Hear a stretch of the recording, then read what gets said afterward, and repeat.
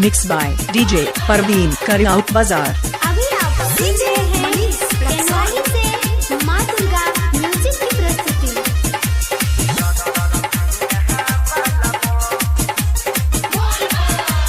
गाजा भैरव के चिलम में भोला मारै छदम। गाजा भैरव के चिलम में भोला मारै छदम। सबसे आगे छह बाबा किला मधुबनी वाला बम। सबसे आगे छह बाबा किला दरभंगा वाला बम। देखो गाजा के भर के चिलम में मारै छदम। देखो गाजा के भर के चिलम में मारै छदम। सबसे आगे छह बाबा छौला सुपौला वाला बम। सबसे आगे छह बाबा छोरा सिरहा वाला बम।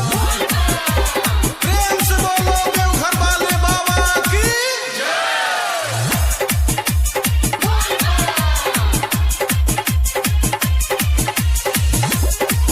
Mixed by DJ Parveen Karyaut Bazaar। DJ Parveen Karyaut Bazaar। DJ Manish Raxaul.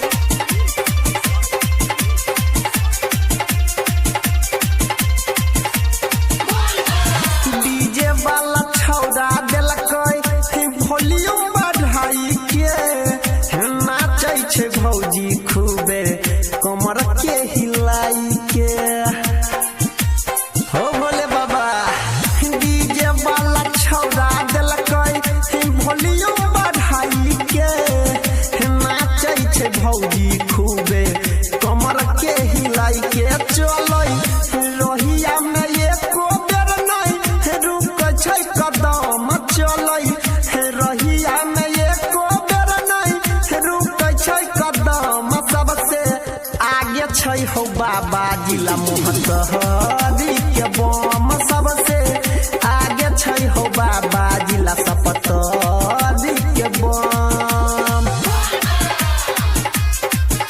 Mixed by DJ Parveen Karyaut Bazaar। DJ Manish Raxaul.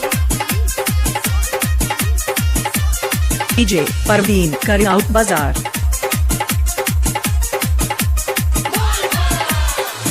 दुनू हाथ जोड़ के बाबा करै छी नमन हो। हमा दुर्गा म्यूजिक सँ गाबै छी भजन हो। हो भोला बाबा दुनू हाथ जोड़ के भोला करै छी नमन हो। माँ दुर्गा म्यूजिक सँ गाबै छी भजन। कृपा करब नहीं रहबै हम के कर से कम। खूबे डीजे पर गाना बजतै खूबे धम धम। सबसे आगे छह बाबा छौरा सहरसा वाला बम। सबसे आगे छह भोला